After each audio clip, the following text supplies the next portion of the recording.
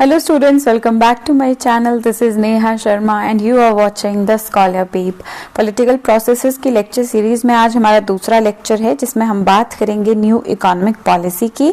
और ये जो है वो एग्जाम पर्सपेक्टिव से बहुत ज़्यादा इंपॉर्टेंट हो जाता है क्योंकि हर साल यहाँ से ना एक क्वेश्चन आता ही आता है और ये डिटेल से जो है वो पता होना चाहिए। तो विदाउट वेस्टिंग एनी टाइम हम स्टार्ट करते हैं, लेकिन उससे पहले अगर आपको जो है वो इसका PDF चाहिए तो you are going to hit 50 likes और इसका PDF मैं जो है ग्रुप में अपलोड कर दूंगी, जो कि टेलीग्राम चैनल का जो है वो लिंक आपको डिस्क्रिप्शन में मिल जाएगा। वहां पे जाके आप जो है वो मेरे टेलीग्राम चैनल को ज्वाइन कर सकते हैं, या तो टेलीग्राम पे जाके अगर आप स्कॉलर बेब सर्च भी करेंगे तो मेरा चैनल जो है वो आपको दिख जाएगा। ठीक है, तो चलिए स्टार्ट करते हैं।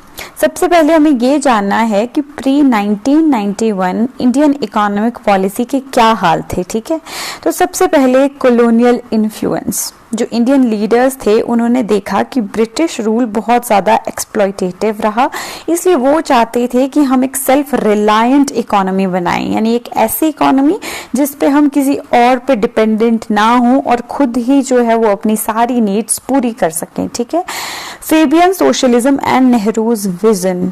जो नेहरू जी थे वो फेबियन सोशलिज्म से जो है वो बहुत ज़्यादा इंस्पायर्ड थे और वो मिक्स्ड इकोनॉमी के जो है वो फेवर में थे। मिक्स्ड इकोनॉमी क्या होता है? जिसमें आप सोशलिज्म को डेमोक्रेसी और प्राइवेट प्रॉपर्टी के साथ मिक्स करते हैं। बेसिकली मिक्स्ड इकोनॉमी में पब्लिक सेक्टर भी एग्जिस्ट करता है और प्राइवेट सेक्टर भी एग्जिस्ट करता है। ठीक है, अब रोल ऑफ द स्टेट, तो देखिए पब्लिक सेक्टर बहुत ज़्यादा स्ट्रॉन्ग था। जो बड़ी बड़ी इंडस्ट्रीज थी वो गवर्नमेंट के द्वारा ओन करी गई थी और प्राइवेट जो एंटरप्रेन्योरशिप थी हम कह सकते हैं, या जो प्राइवेट लोग थे वो इतना ज़्यादा मतलब कंट्रोल नहीं कर पा रहे थे बिजनेस को। और 5 ईयर प्लानिंग जो थी वो सेंट्रलाइज्ड थी, जो प्लानिंग कमीशन के द्वारा जो है वो कैरी आउट करी जा रही थी, जो कि हम पिछली वीडियो में देख चुके हैं। फिर आता है तीसरे पे प्रोटेक्शनिस्ट पॉलिसीज। हम क्या है, हैवी रिस्ट्रिक्शंस, इंपोर्ट रिस्ट्रिक्शंस लगा दी थी हमने, जो कि बाहर से आने वाले प्रोडक्ट्स थे, ताकि हम अपनी इंडियन इंडस्ट्रीज को बचा सके। और हमने फोकस किस पे किया था? Import substitution industrialization. ये टर्म को मैं पिछली वीडियो में भी कहा था कि हम इस वाली वीडियो में समझेंगे, और एक स्लाइड के बाद जो है वो मैंने इसकी डिटेल आपको यहीं पे दे दी है। ठीक है, उसको मैं पढ़ाऊंगी आपको। लाइसेंस राज।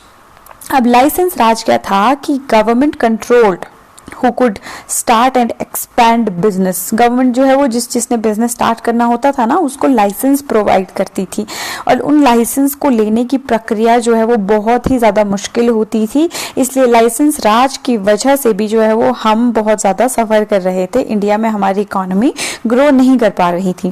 Then limited private sector freedom. Private sector को ना बहुत रेगुलेट करके रखा गया था।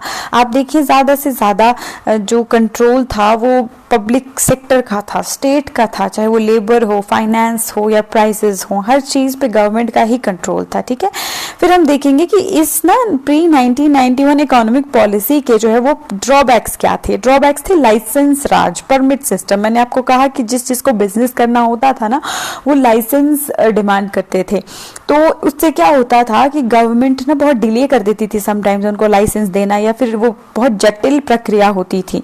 तो इससे क्या हुआ, रेड टेपिज्म आया। रेड टेपिज्म क्या होता है? जब हम कोई फाइल साइन करवाने जाते हैं और वो लोग बहुत देर कर देते हैं, वो हमारे डॉक्यूमेंट फाइल में ही रह जाते हैं, तो उसको रेड टेपिज्म कहा जाता है। तो रेड टेपिज्म था, डिले था, करप्शन था, और इस वजह से प्राइवेट सेक्टर ग्रो नहीं कर पा रहा था। देन इम्पोर्ट सब्स्टिट्यूशन पॉलिसी, जो मैंने आपको पीछे कहा कि इम्पोर्ट सब्स्टिट्यूशन क्या होता है। सबसे इम्पोर्ट सब्स्टिट्यूशन होता है जब हम अपने भारतीय वस्तुएं बनाने पर ज़्यादा फोकस करें इंस्टेड ऑफ इम्पोर्टिंग। हम कहते हैं कि हम इम्पोर्ट नहीं करेंगे, हम सबका सब भारत में ही बनाएंगे। इससे होता क्या है कि फॉरेन डिपेंडेंसी तो कम होती है, लेकिन कुछ एक डोमेस्टिक इंडस्ट्रीज होती हैं जिनकी मोनोपोली हो जाती है, और इससे क्या होता है कि लो कंपटीशन होता है। तुम्हारे यहाँ अगर इम्पोर्ट होगा तो बाहर से एक वस्तु आएगी, एक तुम खुद बनाओगे, तो तुम्हारे पे भी प्रेशर आएगा कि मैं जो वो बहुत ज़्यादा अच्छी वस्तु बनाता हूँ, क्वालिटी वाली, वरना कोई खरीदेगा नहीं, है ना।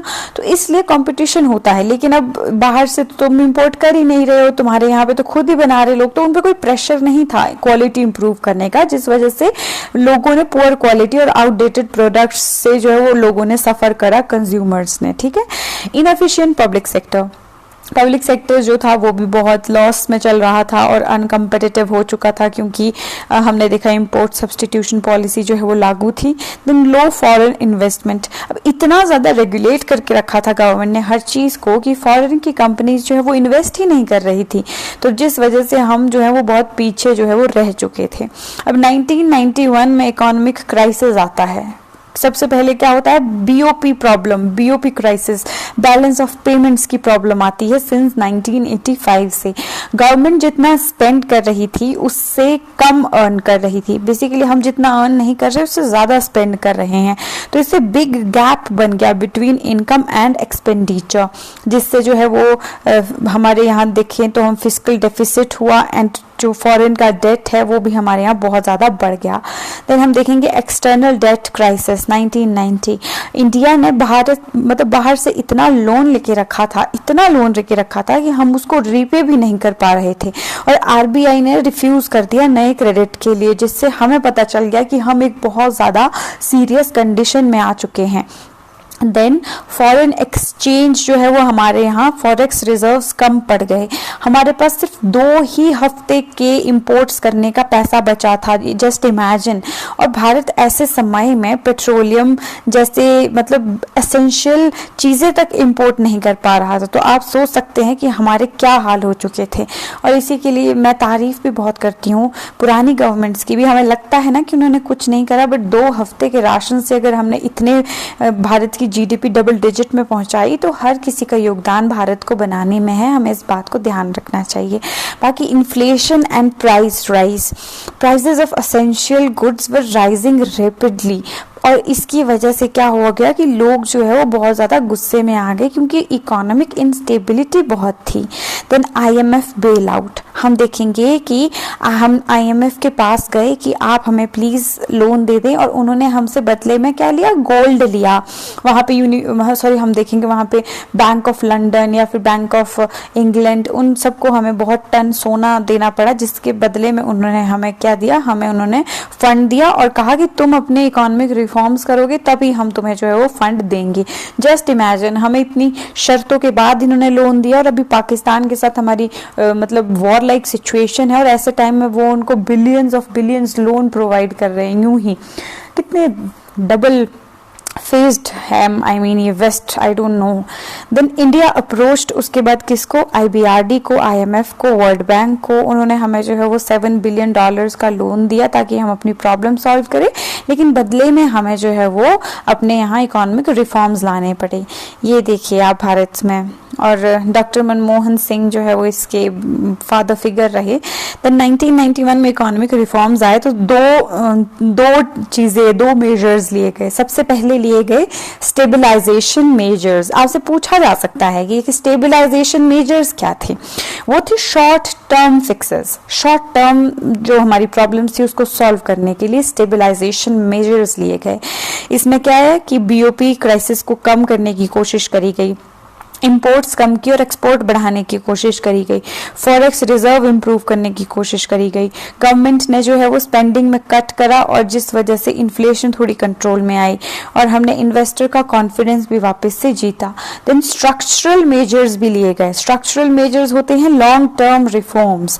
इसमें आएगा लिबरलाइजेशन, प्राइवेटाइजेशन एंड ग्लोबलाइजेशन। इसमें है क्या वो आप यहाँ पीडीएफ से देख सकते हैं, बाकी मैं आपको डिटेल में बढ़ा देती हूँ। लिबरलाइजेशन में सबसे पहले क्या हुआ कि डीरेगुलाइजेशन ऑफ इंडस्ट्रियल सेक्टर हुई। इसमें क्या किया, इंडस्ट्रियल जो लाइसेंसिंग चल रही थी काफ़ी टाइम से, हमने उसको हटा दिया। बहुत कम ऐसे आइटम्स रह गए like alcohol, explosives, hazards chemicals, जिसमें लाइसेंस की नीड रहने लगी। अब पब्लिक सेक्टर को डी रिजर्व किया गया। अब सिर्फ रेलवे, एटॉमिक एनर्जी और डिफेंस को ही रिजर्व करके रखा गया, बाकी सारे जो है वो पब्लिक सेक्टर के प्राइवेट सेक्टर के लिए भी खोल दिए गए। देन हम देखेंगे कि प्राइसेस अब जो है डिसाइड करे जाने लगे मार्केट के द्वारा, ना कि गवर्नमेंट के द्वारा। देन फाइनेंशियल सेक्टर में क्या रिफॉर्म हुई कि आरबीआई का जो रोल था वो कंट्रोलर से फैसिलिटेटर की तरफ जो है वो आगे आ गया। प्राइवेट बैंक्स भी अलाउ करे गए। एफडीआई जो है इन बैंक में इंक्रीज करी गई 50%, और आरबीआई अभी भी वो मॉनिटर्स करता था की फंक्शंस। ठीक है। टैक्स रिफॉर्म्स क्या हुए, कॉर्पोरेट टैक्स रिड्यूस करे गए, टैक्स स्ट्रक्चर को जो है वो सिंप्लीफाई करा गया। पहले 11 इनकम टैक्स स्लैब्स थे, और जो अब सिर्फ 3 स्लैब्स बच गए आफ्टर 1991, एक 20% का, एक 30% का, एक 40% का। फॉरेक्स रिफॉर्म्स हम देखें तो रुपी को डीवैल्यू करा गया, जिस वजह से जो है वो हमारे यहाँ ज़्यादा मतलब ताकि हम एक्सपोर्ट बढ़ा सके, और रुपी को इसलिए भी डीवैल्यू करा गया ताकि बाहर से इन्वेस्टमेंट हमारे देश में ज़्यादा से ज़्यादा आ सके। और अब जो प्राइस है वो मार्केट डिसाइड करने लगा। Then trade and investment policy reforms, इसमें इंपोर्ट लाइसेंसिंग को हटा दिया गया, सिर्फ सेंसिटिव टर्म्स पर रखा गया। टैरिफ्स को रिड्यूस करा गया, एक्सपोर्ट ड्यूटीज को भी रिमूव किया गया ताकि एक्सपोर्ट्स बढ़ाए जा सके। देन हम देखेंगे कि फॉरेन इन्वेस्टमेंट पॉलिसीज को जो है वो आसान करा गया ताकि बाहर से बहुत ज़्यादा इन्वेस्टमेंट आ सके। ठीक है, ये सारी चीज़ें आपने ध्यान में रखनी है। प्राइवेटाइजेशन में क्या हुआ? प्राइवेटाइजेशन में ये हुआ कि जो ओनरशिप थी, जो इसकी पहले सिर्फ जो गवर्नमेंट स्टेट के द्वारा होल्ड करी जा रही थी, वो प्राइवेट सेक्टर को भी दिया गया कि आप भी आइए। उससे क्या हुआ? कॉम्पिटिशन बढ़ा, एफिशिएंसी बढ़ी, फॉरेन से इन्वेस्टमेंट बढ़ी, लोग जो है वो आगे आए ये देखने के लिए कि प्राइवेट अगर हम बिजनेस करेंगे तो क्या हमारे मतलब सिचुएशन नॉर्मल होगी। तो इंडिया में भी प्राइवेट सेक्टर काफी ग्रो करने लगा। उसके बाद ग्लोबलाइजेशन, ये हम नेक्स्ट वीडियो में भी डिटेल से पढ़ेंगे क्योंकि ग्लोबलाइजेशन हमारा एक चैप्टर भी है सेपरेट से, बट एक टॉपिक वाइज हम यहाँ भी पढ़ लेते हैं।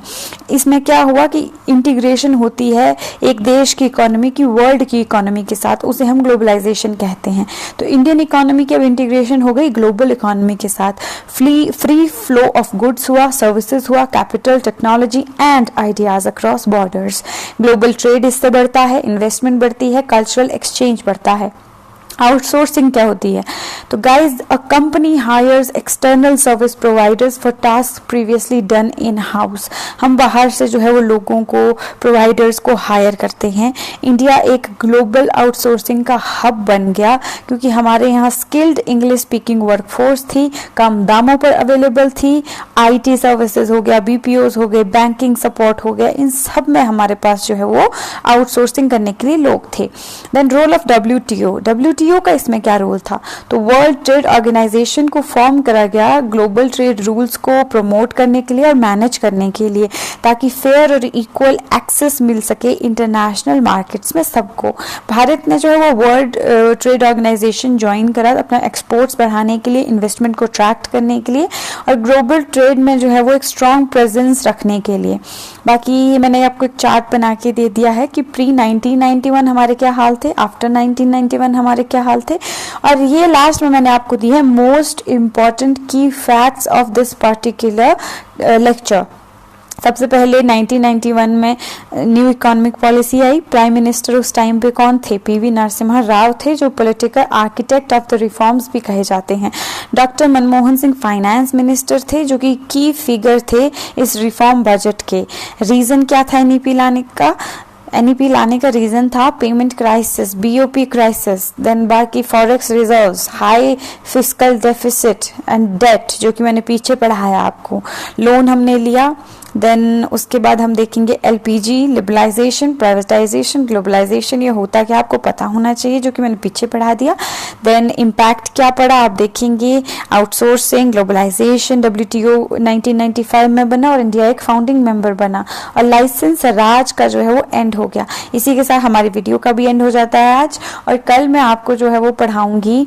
आप मुझे कॉमेंट भी कर सकते हैं कि मैं पहले विमेन मूवमेंट्स कवर करूँ या तो फिर मैं ग्लोबलाइजेशन कवर करूँ, क्योंकि ये थोड़े बोरिंग से टॉपिक्स हैं जो मैं समझ पा रही हूँ। जैसे आज का भी लेक्चर है, मुझे तो ये काफी पर्सनली बोरिंग लगता है ये टॉपिक, तो अगर ग्लोबलाइजेशन भी कल करवाऊंगी तो it will be a little boring. तो मैं सोच रही हूँ कि पहले आपको मूवमेंट्स करवाती हूँ, क्योंकि उससे क्वेश्चन बहुत ज्यादा आते हैं।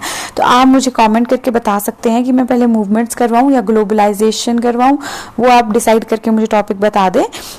बाकी देखिए PDF, हम सो सॉरी, पर मैं आपको इस पर ऐसे नहीं दूंगी क्योंकि मैं इतनी मेहनत करके PDF बनाती हूँ, मैं आपसे पैसे भी नहीं लेती हूँ। बदले में अगर आप मुझे लाइक्स भी नहीं दे सकते, लाइक लिटरली 500 लोगों ने वीडियो देखी होती है, not even 50 likes are there, तो दैट इज अ प्रॉब्लम। तो मुझे अगर लाइक्स मिलेंगे only then I am going to share this PDF, otherwise आप लोग नोट्स बनाएं या तो फिर बार बार वीडियो देख के रिवाइज कर सकते हैं। Thank you.